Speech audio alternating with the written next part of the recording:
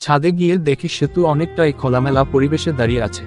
আমি কখনো ওকে এই অবস্থায় দেখি নাই। সেতুর গায়ে সাধারণ একটা গেঞ্জি, যেটা দেখে আমি মাথা নিচু করে দিলাম।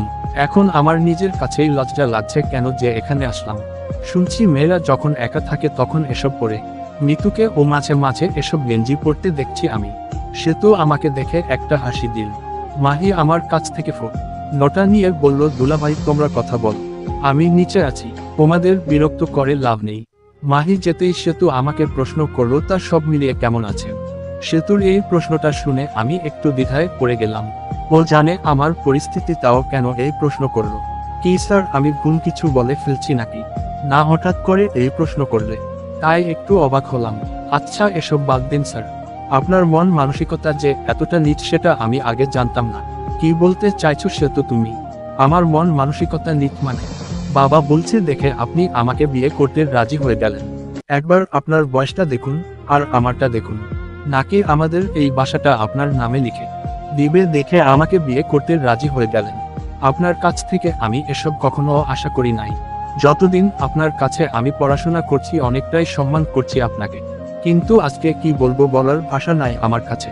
শেষে একটা কথা বলি স্যার, কোথায় আপনি আর কোথায় আমি? আপনার সাথে আমার কখনো যাই?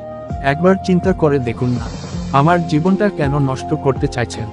আসলেই সেতু তো এখানে ভুল কিছু বলে নাই, যা বলেছ একদম ঠিক বলছে। ও ফ্রস্যই কার উচি একটা মেয়ে, ওরেও তো একটা ইচ্ছা থাকতে পারে। আমি তো ওকে আর বিয়ে করতে উঠে লাগি নাই, ওর বাবার জোরাজুরিতে রাজি হয়েছি। এছাড়া আমার কাছে অন্য কোন উপায় ছিল না। এবার মুখে হাসি টেনে বললাম, সত্যি কথা বলছো তুমি সেতু? তোমার বয়স আর আমার বয়সের অনেক ব্যবধান, আর তোমার সাথে আমার যায় না এটাও ঠিক বলছো। দেখ আমি কত বড় বোকা, তোমার বাবার কথা রক্ষা করতে আমি তোমাকে বিয়ে করতে রাজি হয়ে গেছি। যাকে আমি ছোট ও কারণের নজরে দেখি তাকে আমি কিভাবে বিয়ে করব। তবে তুমি মনে হয় এটা জান না আমি আজকের রাতে এখান থেকে পালিয়ে চলে যাব। কারণ কি জান, যাতে তোমাকে আমার বিয়ে করতে না হয়। তোমার ভবিষ্যতের কথা ভেবে আমি এখান থেকে পালিয়ে চলে যাব। আসলেই আমি কতটা বোকা, হে মানুষের সম্মান রক্ষা করতে গিয়ে মিথ্যে কথা বলতে হয়। কি করব বল, তোমার বাবার সাথে এতদিনের সম্পর্ক আমার, তাই ওনাকে হতাশ করতে পারিনি। যেখানে নিজের বউ আমার সাথে বেইম আকারনি করেছে, আর কাকে বাকি বলবো? তুমি চিন্তা কর না, আমি আজকের রাতেই এখান থেকে পালিয়ে চলে যাব। সে তো আমার দিকে এক দৃষ্টিতে তাকিয়ে আছে। ও কি বলবে হয়তো বলার ভাষা খুঁজে পাচ্ছে না। কিছুক্ষণ চুপচাপ থাকার পর তো বলল, আমাকে মাফ করে দিবেন স্যার, আপনাকে এসব করা বলার জন্য আমি অনেক অনেক সরি। আমি মনে করেছি আপনি আমাকে বিয়ে করতে রাজি, তাই এসব মনে করে আপনাকে কি বলতে কি বলে ফেলছি। মাফ চাইছি স্যার। না বল, সমস্যা একারই। আরো যদি কিছু বলার থাকে বলতে পার। তবে আমি এটা জানি, আমার স্টুডেন্টকে আমি কখনো বিয়ে করতে পারবো না। আর হয়তো কখনো ও তোমার সাথে দেখা হবে না। ভালো করে পড়াশোনা করবে কেমন, আর আমার মতো অপদার্থ ছেলেকে ভুলে যাবে।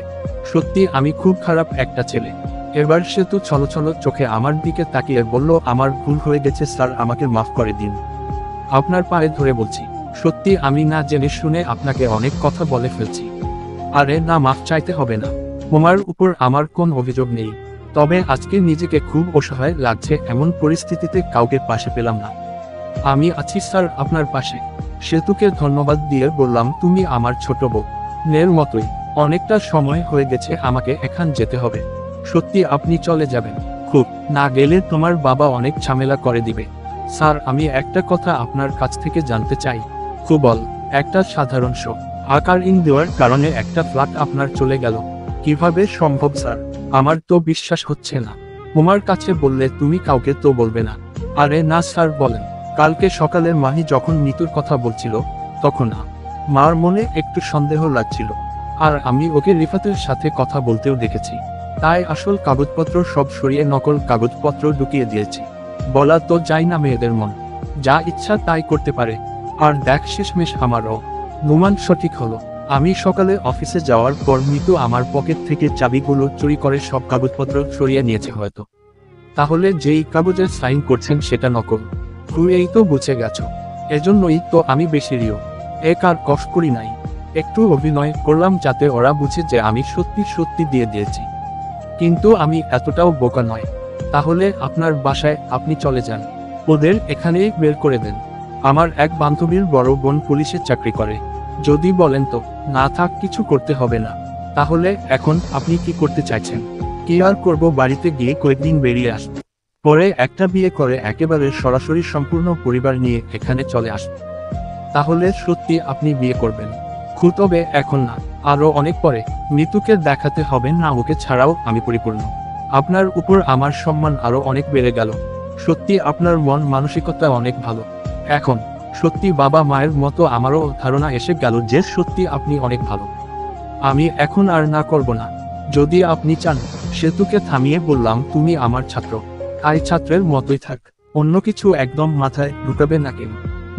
আগে পড়াশোনা করে নিজেকে প্রতিষ্ঠা কর, এরপরে আমি কেন আমার বাবাও তোমাকে বিয়ে করতে আসবে।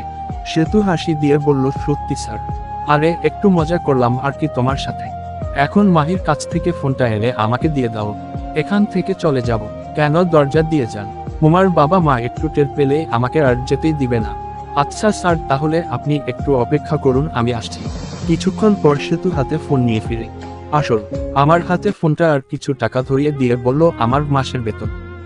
আমি অবাক হয়ে বললাম, সেই দিন না তোমার বাবা দিল। বাবা দিয়েছে তো কি হয়েছে? আপনি আমাকে পড়িয়েছেন, সেই হিসাবে আমার কাছে আপনার কিছু পাওনা আছে না। তবে যদি আপনি এই টাকাগুলো ফিরিয়ে দেন আমি অনেক মন খারাপ করব। সেতুর কপালে একটা চুমু দিয়ে বললাম, লক্ষ্মী একটা মেয়ে, দোয়া করি পড়াশোনা করে অনেক বড় হোক। একটা কথা মাথায় রাখবে সেতু, কারো মায়া পরে গিয়ে নিজেকে ধ্বংস করবে না। তোমার উপর এখন অনেক দায়িত্ব, পড়াশোনা করে অনেক দূর পর্যন্ত এগিয়ে যাও। কিছু দিতে পারলাম না তোমাকে। হাসি কেমন? পাশে একটা মই পড়েছিল, আমি সেটার দিকে যেতে লাগলাম। সেতু পিছন থেকে ডেকে বলল, স্যার দাঁড়ান। পিছনে ফিরে বললাম, হু বল। সেতু আমার কাছে এসে আমার হাত থেকে ঘড়িটা খুলে নিয়ে বলল, এটা আমি রেখে দিলাম উপহার হিসাবে। যখন আপনার কথা মনে হবে তখন এই ঘড়িটা দেখব, আর এটা দেখে পরীক্ষা দিলে আপনার কথা আমার মনে পড়বে। স্যার তো বলছিল আমাকে অনেক বড় হতে হবে, আমি আপনার মনের আশা পূরণ করব। হাসি দিয়ে বললাম, আবার কোন একদিন দেখি হবে। আপনার গ্রামের বাড়িটা তো বলে যান, সেটা সিক্রেট থাক। আর বেশি কথা বললাম না সেতুর সাথে। মই দিয়ে নিচে নেমে গেলাম। একটা রিক্সা নিয়ে সরাসরি বাস স্টেশন চলে গেলাম। ওখান থেকে টিকিট কাটলাম বাসার। বাসে উঠে বসে আছি, সবকিছু এই শহরে রেখে আজকে চলে যাচ্ছে। হসন্ত ছি, ইচ্ছে করলে প্রতিশোধ নিতে পারতাম, কিন্তু আগে আমাকে ওকে দেখিয়ে কিছু করতে হবে। থাকুক না দেখি কতদিন দুই বউ নিয়েও থাকতে পারে। এমনই রিফাতের বউয়ের যে রাগ। পকেট থেকে সেতুর দেওয়া টাকাগুলো গুনে দেয়, প্রায় 20 মতো আছে। যাক, ভালোই হয়েছে, আমার অ্যাকাউন্টেও কিছু টাকা জমা আছে। সব মিলিয়ে 1 বছর ভালোই যাবে। কিন্তু এর আগে আশা করি একটা চাকরি পেয়ে। দেখতে দেখতে চোখটা লেগে গেল। পরিবার বলতে আমার মা আর বোন। লুকটার একটা বোন আছে, ওর বিয়ে আমাদের পাশের এলাকায় হয়েছে। আমার মা একাই গ্রামের বাড়িতে থাকে, সাথে একটা আমার খালাতো বোন থাকে। ছোট থাকতে আমার খালা আর খালু মারা যাওয়ার পর আম্মু ওকে আমাদের বাড়িতে নিয়ে আসে। ইদানিং আম্মু সেই দিন বলছিল ওকে বিয়ে দেওয়ার দরকার। দেখি আগে বাড়িতে গিয়ে ওর বিয়েটা দিয়ে একটা দায়িত্ব কমিয়ে দেওয়া লাগবে। একেবারে সকালে আমার ঘুম ভাঙল। বাস আমাদের বাজারে এসে দাঁড়ালো। বাস থেকে হাঁকার মলাম। বাজার থেকে যা যা কিনা লাগে সব একটা রিক্সাতে দিয়ে আমি আরেকটা রিক্সা নিয়ে পিছনে পিছনে যেতে লাগলাম। আমাদের বাসার সামনে গিয়ে রিক্সা থামলো। ওই তো তুবা চেয়ারে বসে বসে ফোন চাপছে। তুবা হলো আমার খালাতো বোন। রিক্সা থেকে নেমে ডাক দিলাম, তুবা। তুবা আমার দিকে তাকিয়ে জোরে চিৎকার দিয়ে বলল, দেখে যাও, খালা ভাইয়া এসেছে। তুবা দৌড়ে আমার কাছে এসে আমাকে জড়িয়ে ধরে বলল, ভাইয়া তুমি কেমন আছো? এই তো বোন, আছি, আনো। আর কটাই ভালো আছি। যা রিক্সা থেকে জিনিসপত্রগুলো নামিয়ে আনো। আর আম্মু কই? দেখ, খালা ভিতরে বসে বসে পান চিবাচ্ছে। বাসার ভিতরে গিয়ে দেখি আম্মু মনের সুখে বসে বসে পান খাচ্ছেন। আমাকে দেখতে পেয়ে জড়িয়ে ধর। আর বলল, বাবা কোন খবর দিলি না? হঠাৎ করে যে এভাবে চলে আসলি। আর তুই কেমন আছো? তো এই তো আম্মু, অনেকটাই ভালো। তুমি ভালো আছো তো? হো বাবা, তা বৌমা আসছে বুঝি? কই আমার বৌমা? তুবা ভিতরে ঢুকে বলল, হু ভাইয়া, ভাবি কই? ভাবিকে যে দেখতে পারছি না।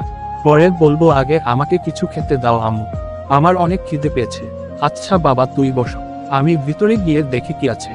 এত দেখতে হবে না, যা রান্না করছো তাই নিয়ে আসো। কিছু খেয়ে বসলাম।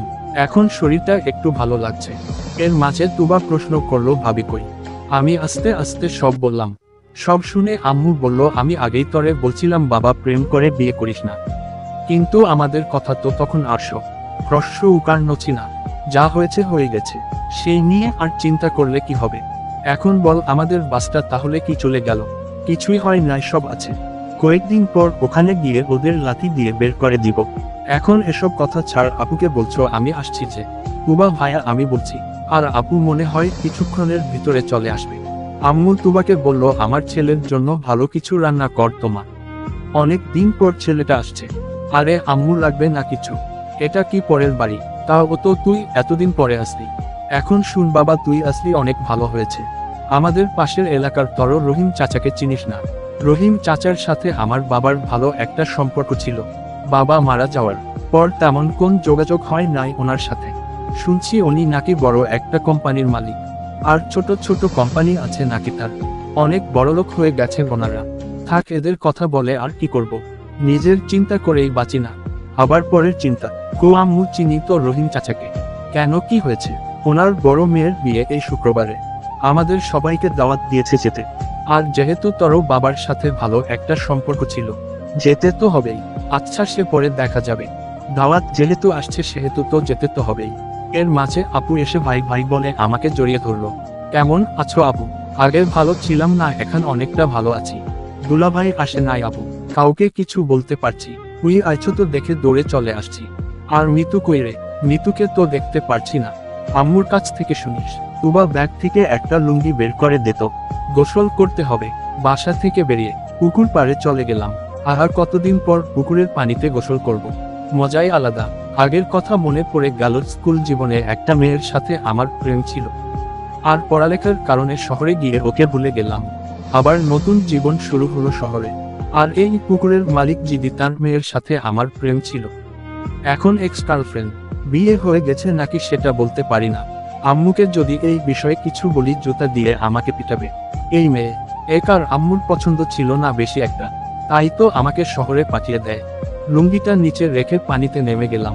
হঠাৎ উপর থেকে এক মুরব্বি চিৎকার দিয়ে বলল, কে রে আমার পুকুরে নামছে? মুখ দিয়ে গোসল করা যায় না, নেমে কি গোসল করতে হয়? আমি পানি থেকে আঙ্কেলের দিকে তাকিয়ে বললাম, সরি আঙ্কেল, আমি জানতাম না। ও লাদেন বাবা, তুমি কখন আসলে শহর থেকে? এই তো কিছুক্ষণ আগে আসলাম। এর মাঝে একটা মেয়ে এসে বলল, কার সাথে কথা বলছো বাবা? আরে দেখ মা, লাদেন এসেছে। আরে এ তো আমার এক্স গার্লফ্রেন্ড মিম। যাক, অনেক দিন পর দেখলাম। আগের থেকে অনেকটাই মোটা হয়ে গেছে। আঙ্কেল আমাকে বলল, বাবা আমি একটু কাজ রেখে আসছি, পরে কথা বলবো তোমার সাথে। কেমন আছো না কয়েকদিন? আঙ্কেল আছি, সমস্যা নেই, যান আপনি। আঙ্কেল চলে যেতেই মিম আমার লুঙ্গিটা হাতে নিয়ে বলল, কেমন আছো লাদেন? আছিলাম তো ভালোই ম্যাডাম, লুঙ্গিটা নিচে রাখলে খুলি হতাম। সে তো রাখবো, দাঁড়ি। এতদিন পর তোমার সাথে দেখা মনে হচ্ছে সে আগের মতোই আছো, একদম চিকনা চিকা। তো মিস এক্স গার্লফ্রেন্ড, তোমার বিয়ে হয়েছে? মিম এবার একটু রাগ দেখিয়ে বলল, কুত্তা তুই কথা বলবি না আমার সাথে? আরে তোর রাগ করিস না, এখন বল তোরও কি বিয়ে হয়ে গেছে? তোরও কি মনে হয় তোর জন্য আমি মারা যাব? আমারও ও বিয়ে হয়ে গেছে। আমার জামাইয়ের 3টা মাইক্রো আছে নিজস্ব। ওরে বাবা, তা তো ভালোই। দেখি তোর জামাইয়ের একটা পিক দেখাতো। পানি থেকে দেখবি? উপরে আই দেখাবো? না, পানিতেই ভালো লাগছে, তুই দেখা। মিম একটা পিক দেখিয়ে বলল, এই যে দেখ। পিকটা দেখে আমি পানিতে হাসতে হাসতে ডুবে যাচ্ছি। আমি মনে মনে এটাই আন্দাজ করেছিলাম, বউ পরলোকের রাগ টাকলা হয়। আর শেষ মিস মিম এটাই করলো। কি লজ্জা, কি লজ্জা। মিম আমাকে হাসতে দেখে বলল, এভাবে হাসবি না তো। আচ্ছা সরি রে, তবে তুই কি সুখে আছো তো? এই আছি মোটামুটি। আমার বউয়ের মতো আবার পরকিয়া প্রেম করিস না। বুঝলাম না লাদেন, এত বুঝতে হবে না। এখন আমার লুঙ্গিটা দে, চেঞ্জ করতে হবে। এটা দেওয়া যাবে না, তুই আমাকে অনেক শাস্তি দিয়েছ তো, আজকে এর হিসাব করতে হবে না। সুযোগ পেয়েছি যেহেতু। এর মা যে আপুর ডাকতে ডাকতে এসে বলল, লাদেন এত দেরি লাগে গোসল করতে? মিম আমার লুঙ্গিটা নিয়ে যেতে যেতে একটা হাসি দিয়ে বলল, আজকে মজা বুঝো। মিম এমন করিস না প্লিজ, আমার লুঙ্গিটা দিয়ে যা। বেচারি দেখতে দেখতো এ কাল চলে গেল। আপু এসে আমাকে পানিতে দেখতে পেয়ে বলল, অনেক গোসল হয়েছে, এখন উঠো। তোর দুলাভাই আসছে, বাজার থেকে কিছু কিনে নিয়ে আই। আপু আমার লুঙ্গিটা মিম নিয়ে গেছে। শালিকে ছাড় না আমি, আবার এই মেয়ের পিছনে পড়লি। তবে আমি বলি কি, শহরের মেয়ে বিয়ে না করে এই মিমকে যদি বিয়ে করতি অন্তত সুখী থাকতি। গ্রামের মেয়েরা আই যাই করুক ধোকা দেয় না। আমাকে একবার শহরে ওর কাছে নিয়ে যাবি? ওর চুল যদি আমি না ছিঁড়ি, থাক, আর তোরও কিছু করতে হবে না, আমাকে একটা লুঙ্গি এনে দে, বাসায় তো যেতে হবে নাকি। আপু ওড়নাটা দিয়ে বলল, এটা পেঁচিয়ে চলে আই, আর দেরি করিস না। এটা বলেই আপু চলে গেল। কোন মতো ওড়নাটা গায়ে দিয়ে বাসায় গেলাম। তুবা একটা লুঙ্গি দিয়ে বলল, ভাই মেয়ের পাল্লায় আর বড় না। নয়নে কিন্তু খালামনি ঝাড়ু দিয়ে পিঠাবে। আসতে বল, আম্মু শুনতে পেলে এখন আমাকে সহতরে ধরে পিটাবে। কোন রকম তৈরি হয়ে বাজারে চলে গেলাম। আবার সবাই যেহেতু একসাথে হয়েছি, পার্টি তো একটা হবেই। আনন্দের মাঝে দিয়ে শুক্রবার চলে আসুন। গোসল করে তৈরি হচ্ছি বিয়েতে যাওয়ার জন্য। এই তো সকালে আম্মু বলছিল ওনার বড় মেয়ে নাকি বিদেশে ছিল, আর ছোট মেয়ে পরে দেশে থেকে সব কোম্পানি দেখাশোনা করে। আমি কাউকে বলি নাই আমার চাকরি যে চলে গেছে, শুনলে আম্মু মন খারাপ করবে, তাই বলি নাই। দেখি যদি রহিম চাচাকে পাই, ওনাকে বলে একটা চাকরি নিয়ে নিব। রেডি হতেই আপু বলল, আকার বা একদম রাজপুত্রের মতো লাগছে আমার ভাইকে। দেখি ভালো কোন মেয়ে পেলে আবার তরো বিয়ে করিয়ে দিব। সে চিন্তা পরে করা যাবে, আপু আগে চল। সবাই মিলে রওনা দিলাম। তবে আসছি থেকে মিমের সাথে একেবারেই দেখা হয়েছিল, আর ওকে পাই নাই। বিয়ের পর মেয়েরা হয়তো নানা রকম ব্যস্ত হয়ে যায়। বিয়ে বাড়ির